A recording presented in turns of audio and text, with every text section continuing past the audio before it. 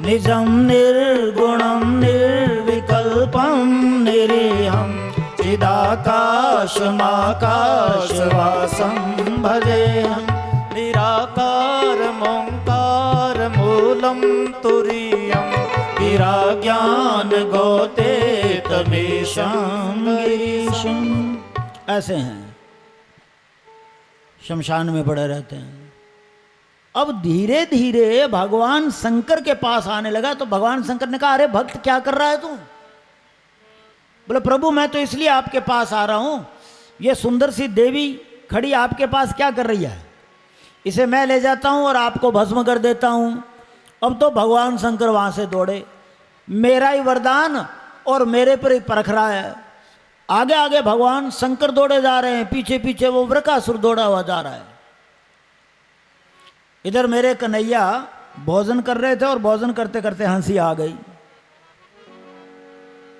रुक्मणी माता कहने लगी, आपको हंसी क्यों आई? हंसी इसलिए आ गई मुझे कि आज ये भोले बाबा इस भक्त के चक्कर में फंस गया, बिना सोचे समझे वरदान दे देता है। ये भक्त बड़े बड़े होशियार हैं।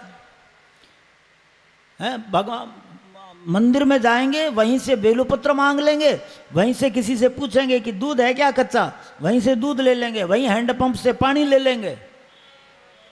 और घर में धर्मपत्नी को कह के जाते हैं कि कोई फल पड़ा है क्या घर पे? बोले जी फल तो नहीं है। तो क्या पड़ा है? बोले आलू पड़े हैं फ्रिज में। बोले ले आलू दे दे, चढ़ा देते हैं भगवान शंकर के।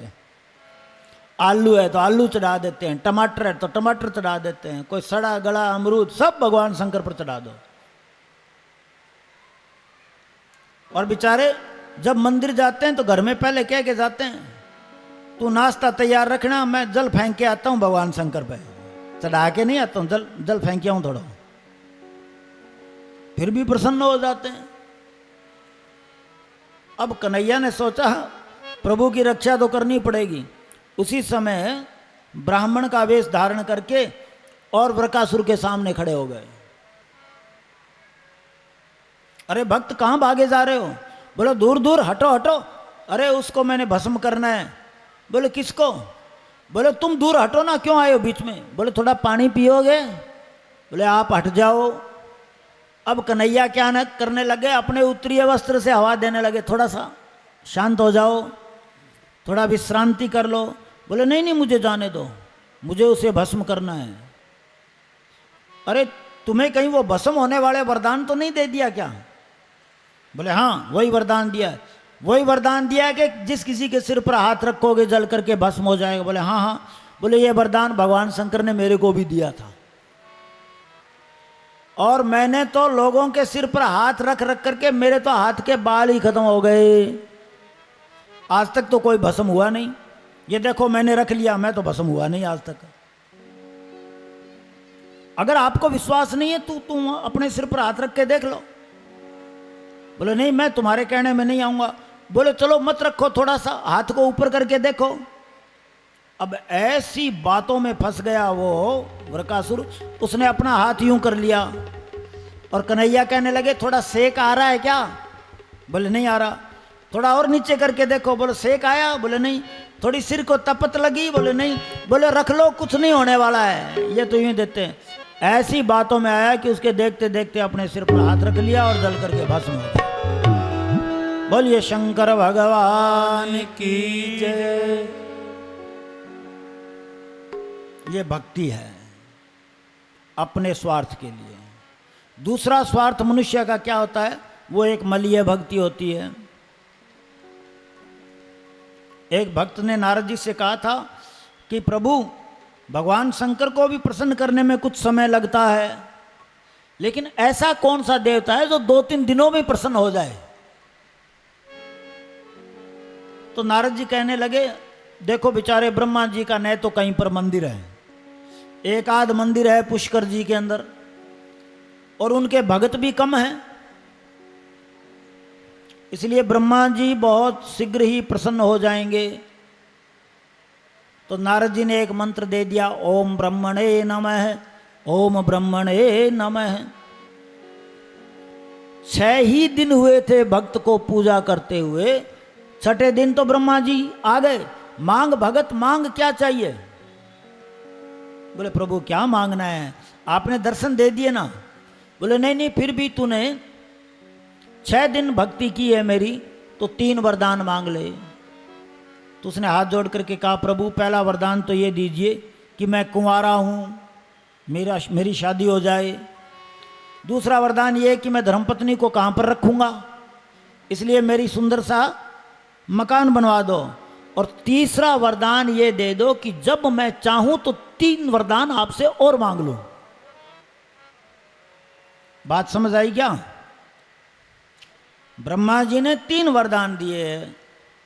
तो पहला वरदान मांग लिया विवाह का, दूसरा वरदान मांग लिया मकान का, और तीसरा वरदान क्या मांगता, जब मैं चाहूं तो 3 वरदान आपसे और ले लूं। अब तो थोड़ा सा जुकाम हो जाए तो हे ब्रह्मा जी। बोले हाँ भगत। बोले मेरे जुकाम हो गया है। एक दिन बरसात हो गई, सारा पैंट उतर गया। तो उसने कहा कारीगर को बुलाने की क्या आवश्यकता है, ब्रह्मा जी को याद कर लेते हैं। ब्रह्मा जी पहला वरदान ये दीजिए कि मेरे घर की छत पर कभी भी वर्षा न हो।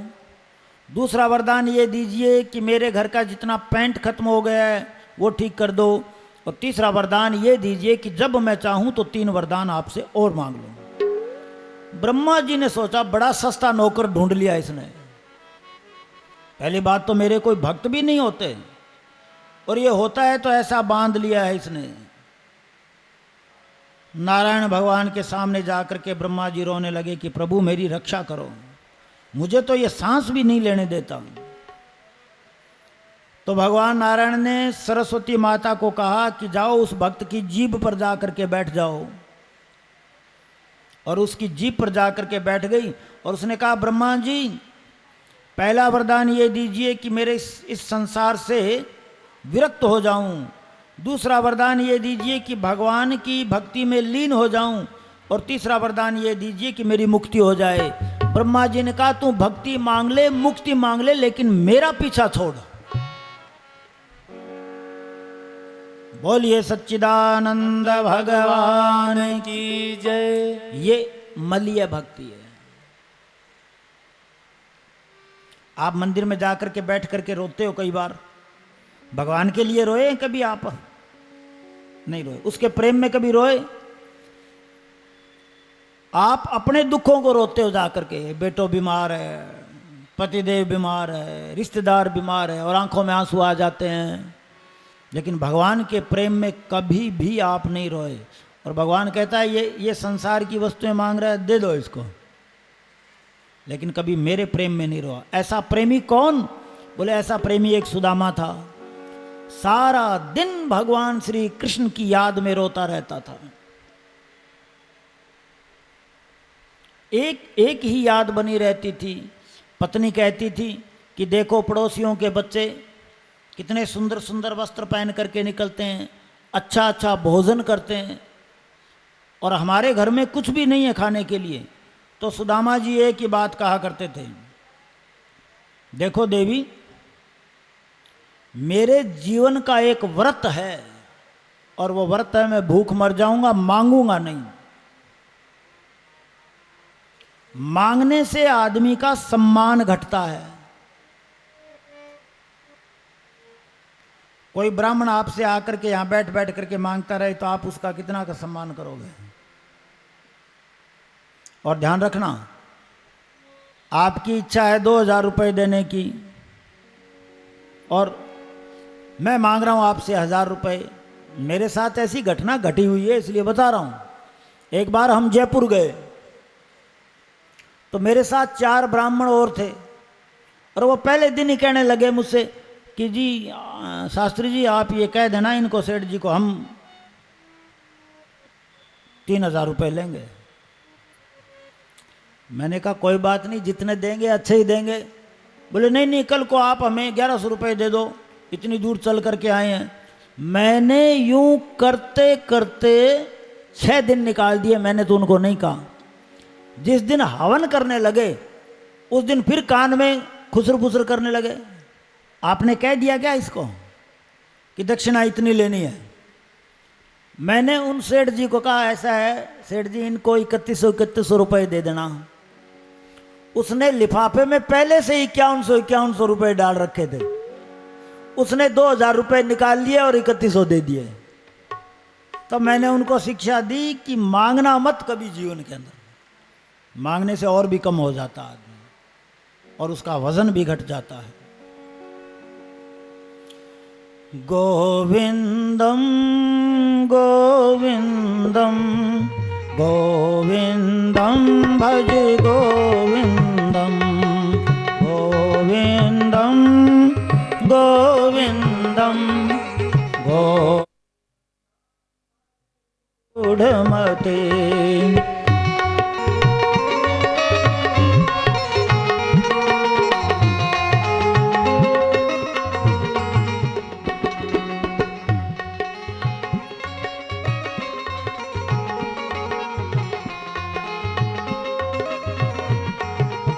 गोविंदम कृष्ण कन्हैया गोविंदम रास रसैया गोविंदम कृष्ण कन्हैया गोविंदम ब्रिज के वासी गोविंदम गोकुलवासी गोविंदम ब्रिज के वासी गोविंदम गोकुलवासी गोविंदम गोविंदम गोविंदम गोविंदम भज मूढ़मते।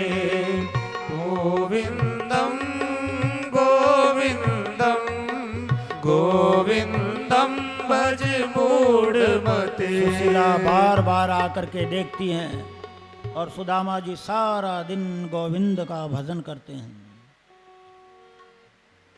बेचारे सुदामा जी के कोई फैक्ट्री तो चलती नहीं थी। कहीं कोई नामकरण संस्कार करा दिया, कोई उपनयन संस्कार करवा दिया, जितना मिलता था उसी से अपने परिवार के भरण पोषण करता था। और सुदामा जैसा अगर थोड़ा सा इशारा कर दे तो अनाज की बोरियां इकट्ठी हो जाए, लेकिन मांगना नहीं है। एक दिन सुशीला ने आकर के कहा कि हे स्वामी, 3 दिन से बच्चे भूखे हैं और मैंने सुना है कि आपके जो बचपन के मित्र थे कन्हैया, वो आजकल द्वारका के राजा बन गए हैं। बोले हाँ हाँ देवी, वो द्वारिका का राजा है, मैं अपनी झोंपड़ी का राजा हूं। तो आप जाओ ना और जाकर के अपनी निर्धनता बताओ। बोले नहीं देवी, अयम ही परमो उत्तमो दर्शन लाभ है, दर्शन के लिए जा सकता हूं लेकिन मांगूंगा नहीं। लेकिन सुशीला बड़ी विदुषी थी। उसने सोचा मेरे पतिदेव मांगने तो नहीं जाएंगे। बार बार आग्रह किया और कहने लगी कि आप उनके मात्र जाकर के दर्शन ही करे आओ। तो सुदामा जी कहने लगे कि हाँ, इस बात पर मैं राजी हो सकता हूं दर्शन के लिए। लेकिन कन्हैया ने अगर कुछ मांग लिया कि मेरे लिए क्या लेकर के आए हो, तो क्या जवाब दूंगा। इतनी समझदार वह ब्राह्मणी थी कि 4 घरों में अनाज लेने के लिए गई, क्योंकि मेरे पतिदेव तो बताएंगे नहीं। अगर मेरे पतिदेव से ये पूछ लिया कि कहो सुदामा कैसे हो, तो कहेंगे भैया बहुत मजे में है, कोई कमी नहीं है, भगवान का भजन करते हैं और सारा दिन मस्त रहते हैं। तो कन्हैया को कैसे पता लगेगा। एक बात का ध्यान रखना, मंदिर में जाओ कहीं जाओ, भगवान से कभी मांगना मत। मांग करके आप भगवान को अपने से भी नीचा बना रहे हो।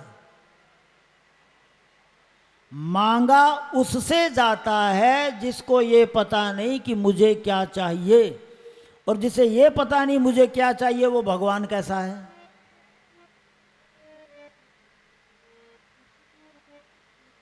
तो उसने 4 घरों में जाकर के चावल लेकर के आई, एक एक मुट्ठी। कोई पीले चावल है, कोई धान युक्त चावल है, कोई टुकड़े वाले चावल है।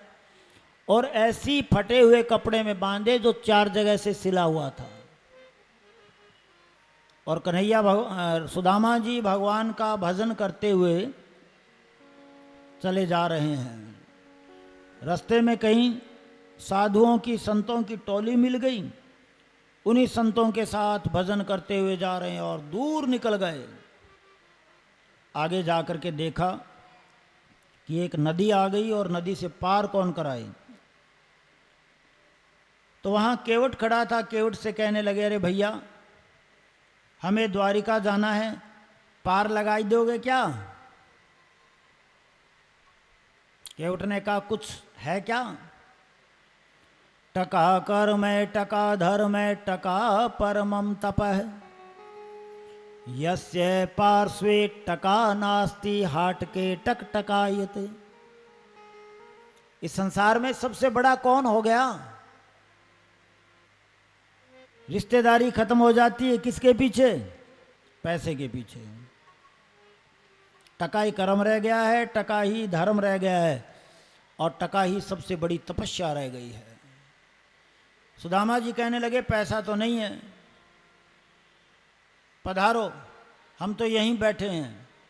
तो केवट कहने लगा कि कोई बात नहीं, ब्राह्मण देवता आप बैठो, आप जैसे गरीब ब्राह्मणों की तो मैं सेवा में ही हूं। अब सुदामा जी नाव में बैठ गए और केवट जो था, जो नौका विहार करने वाला था, उसने विनोद में कहा, ब्राह्मण देवता कहाँ जा रहे हो आप? तो सुदामा जी कहने लगे, देखो भैया, द्वारिका के जो राजा है ना भगवान श्री कृष्ण, वो हमारे बचपन के सखा हैं, हम उनसे मिलने के लिए जा रहे हैं। केवट कहने लगा, तन पे नहीं लत्ता और चल पड़े कलकत्ता।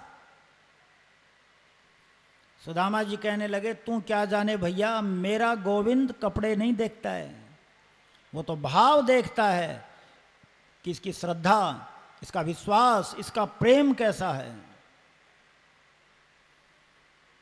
प्रेम का रास्ता बड़ा कठिन है, रास्ता साफ दिखाई दे रहा है। वो तो भागवत में लिखा हुआ है कि strait is the way but narrow is my gate. रास्ता जो है वो बड़ा साफ नजर आ रहा है कि प्रेम करना स्वाभाविक है, लेकिन इसका जो द्वार है वो बड़ा संकड़ा है। प्रेम का अर्थ ही है कि मैं को यहाँ पर परे कर दो और वहीं पर प्रेम की अनुभूति होगी। अब जो ही नदी पार की तो सुदामा कहने लगे, भैया द्वारिका कितनी की दूर है? तो केवट कहने लगा, बहुत ज़्यादा दूर तो नहीं है, लेकिन तुम्हारी हड्डियों को देख करके ऐसा लगता है कि तुम द्वारिका नहीं पहुंच सकते। तो सुदामा कहने लगे कि अरे मित्र, इतनी दूर आकर के बस गया है तू, अगर तेरे को ज़रूरत हो तो मुझे ले जाना, हम तो इसी नदी के किनारे तकिया लगा करके अपने हाथ का और लेट गए। सुदामा जी, भूख लगती है, प्यास लगती है, जिंदगी अब उदास लगती है, कैसे आऊं मैं द्वारिका तेरी,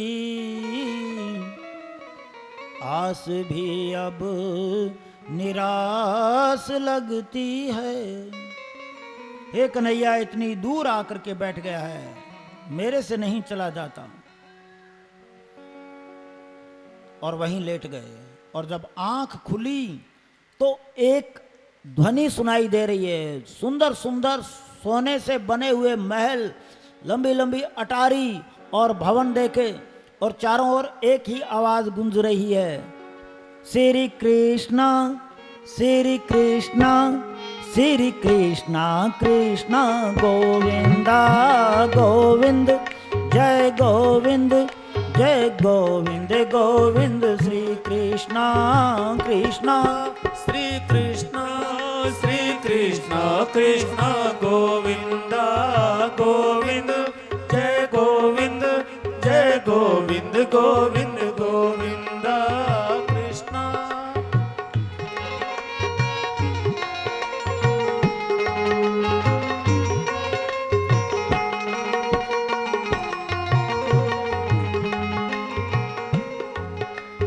सुदामा जी ने आंख खोली, भैया ये कौन सी नगरी है? बोले ये द्वारिकापुरी है। ये वही द्वारिकापुरी है? भगवान श्री कृष्ण की बोले हाँ हाँ, यहाँ के राजा कन्हैया ही हैं। तो भैया आप उनको जा कर के ये कह दो कि हम उनके बचपन के सखा हैं और सुदामा हमारा नाम है। तो द्वारपालों ने कहा देखो, कन्हैया के महल में ब्राह्मणों को आने जाने की कोई रोक टोक नहीं है, लेकिन फिर भी हमें ध्यान रखना पड़ेगा कि कहीं कन्हैया ने अभी भोजन किया है और हमें उनकी नियमितताओं को ध्यान रखना पड़ेगा। हम अंदर जाकर के देख कर के आते हैं, ब्राह्मण देवता आप यहीं ठहरो। और जय विजय नाम के दोनों गण द्वारपाल अंदर जाकर के भगवान श्री कृष्ण से कहते हैं कि हे प्रभु, एक बहुत ही जरूरी काम आ गया है। बोले क्या काम आ गया?